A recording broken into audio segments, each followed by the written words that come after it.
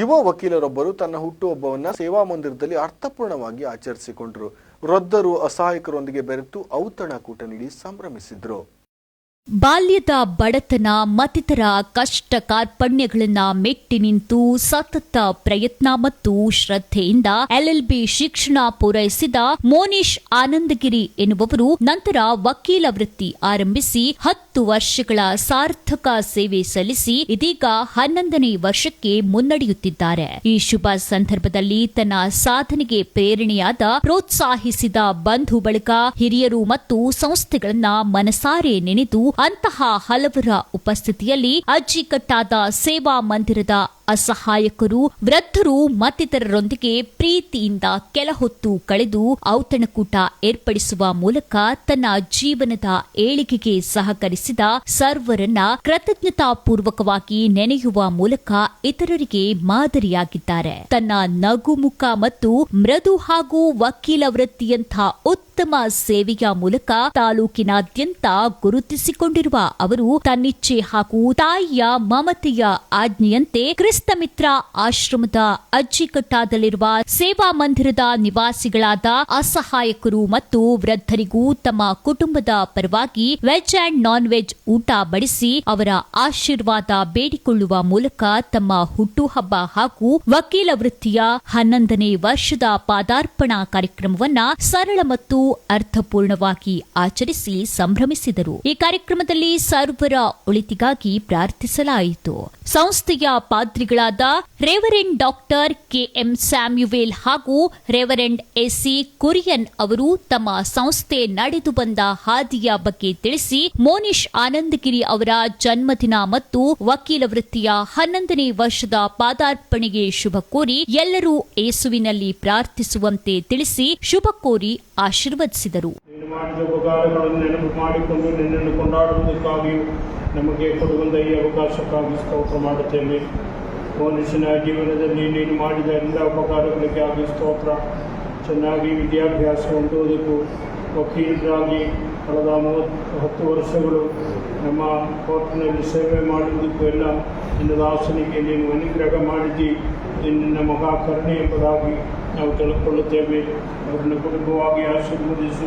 ಅವರ ತಾಯಿ ಗ್ರೇಸಿಗಾಗಿ ಸ್ತೋತ್ರ. ಅವರನ್ನು ತಂದೆಯಾದ ಮಮತೆಯನ್ನು ಕುಟುಂಬವನ್ನು ನಿನ್ನ ಕೈಲಿ ತರುತ್ತೇವೆ. ಮನುಷ್ಯರು ಒಂದು ಹೊಸ ವರ್ಷಕ್ಕೆ ತನ್ನ ಸೇವೆಯಲ್ಲಿ ಪ್ರವೇಶ ಮಾಡುವಾಗ ನಿನ್ನ ಅನುಗ್ರಹವನ್ನು ದಾಸರ ಮೇಲೆ ಸುರಿಸಿ ದೇವರ ಚಿತ್ರದ ಪ್ರಕಾರವಾಗಿ ಎಲ್ಲ ಕಾರ್ಯಗಳನ್ನು ಮಾಡುವುದಕ್ಕೆ ಇವತ್ತಿನಲ್ಲಿರುವಂಥ ಬಡವರಿಗೆ ನ್ಯಾಯ ತೀರಿಸಿಕೊಡುವುದಕ್ಕೆಲ್ಲ ಕೃಪೆಯನ್ನು ಕೊಡಬೇಕೆಂಬುದಾಗಿ ಬೇಡಿಕೊಳ್ಳುತ್ತೇವೆ.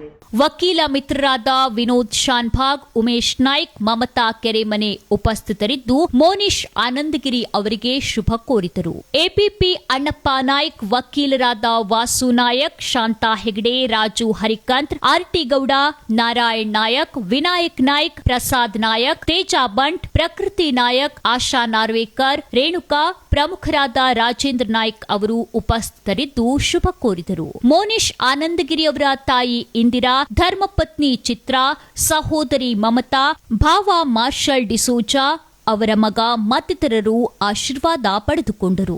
ಅತಿಥಿ ಅಭ್ಯಾಗತರು ಮತ್ತು ಆಶ್ರಮ ನಿವಾಸಿಗರು ಹಾಗೂ ಕುಟುಂಬದ ಆಪ್ತರು ಹಾಗೂ ಗೆಳೆಯರ ಬಳಗಕ್ಕೆ ಮೋನಿಶ್ ಆನಂದಗಿರಿ ಮತ್ತು ಕುಟುಂಬ ವರ್ಗದವರು ಪ್ರೀತಿಯಿಂದ ಸ್ವಾಗತಿಸಿ ಆದರಾತಿಥ್ಯ ನೀಡಿ ಸತ್ಕರಿಸಿದರು.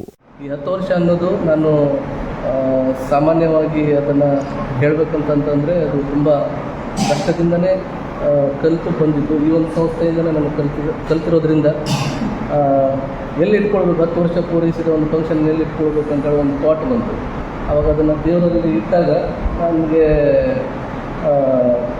ಎಲ್ಲೆಲ್ಲೋ ಬಂತು ಥಾಟ್ಗಳು. ಅಂದರೆ ಹೋಟೆಲಲ್ಲಿ ಇಟ್ಕೊಳ್ಳೋದು ಅಲ್ಲ ಅಂತೇಳಿ. ಆಮೇಲೆ ಒಂದು ದೇವರಲ್ಲಿ ಒಂದು ಅರಿಕೆ ಮಾಡಿದಾಗ ಆಶ್ರಮದಲ್ಲಿ ಇಟ್ಕೊಳ್ಳುವ ನಮ್ಮ ಸೇವಾ ಮಂದಿರ ಇದೆಯಲ್ಲ, ಬೇರೆ ಕಡೆ ಎಲ್ಲೂ ಬೇಡ ಅಂತೇಳಿ ನಾನು ಡಿಸೈಡ್ ಮಾಡಿದೆ. ಮಾರನೇ ತಾಯಿಯವರೇ ಹೇಳಿದ್ರು, ಇಲ್ಲೇ ಇಟ್ಕೊಂಡ್ಬಿಡು ನೀವು ಅಂತೇಳಿ. ನಾನು ಹೇಳಲಿಲ್ಲ ಅವರು ಈ ಥರ ಕನಸನ್ನು ಬಂದು. ಅದಕ್ಕೋಸ್ಕರ ನಾನು ನಮ್ಮ ಫಾದರವರಿಗೆ ಮನೆಗೆ ಫೋನ್ ಮಾಡಿ ಹೇಳಿದಾಗ ಅವರು ಓಕೆ ಮಾಡಿದ್ರು. ನನಗೆ ಇಲ್ಲೇ ಇಟ್ಕೊಳ್ಳೋದಕ್ಕೆ ಅವಕಾಶ ಕೊಟ್ಟರು.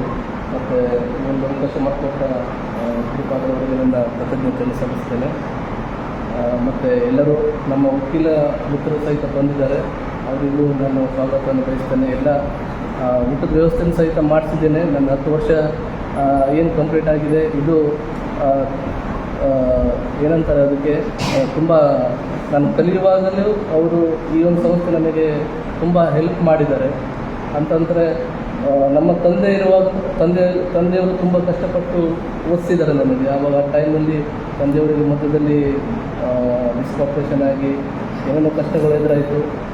ಆ ಒಂದು ನಿಟ್ಟಿನಲ್ಲಿ ನಾನು ಅರ್ಧಕ್ಕೆ LLBನ ಬ್ರೇಕ್ ಮಾಡಬೇಕು ಅಂತ ಇದ್ದೆ. ಆ ಟೈಮ್ನಲ್ಲಿ ನಮ್ಮ ಅಕ್ಕ ನನಗೆ ಓದಿಸಿದ್ದಾರೆ. ನಮ್ಮ ಅಕ್ಕ ಮತ್ತು ಭಾವ ಇದ್ದಾರೆ ಮಧ್ಯೆ ಕೂಡ. ಮತ್ತು ನಮ್ಮ ತಂದೆಯವರು ಇವಾಗ ಇಲ್ಲ ನನ್ನ ಮಧ್ಯದಲ್ಲಿ.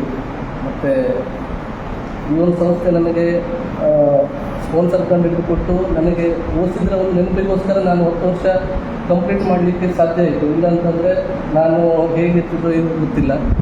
ಅದಕ್ಕೋಸ್ಕರ ಈ ಒಂದು ಸಂಸ್ಥೆಗೆ ನಾನು ಸದಾ ತಿರುಗುತ್ತೇನೆ. ವಿಸ್ಮಯ ನ್ಯೂಸ್, ವಿಲಾಸ್ ನಾಯಕ್, ಅಂಕೋಲಾ.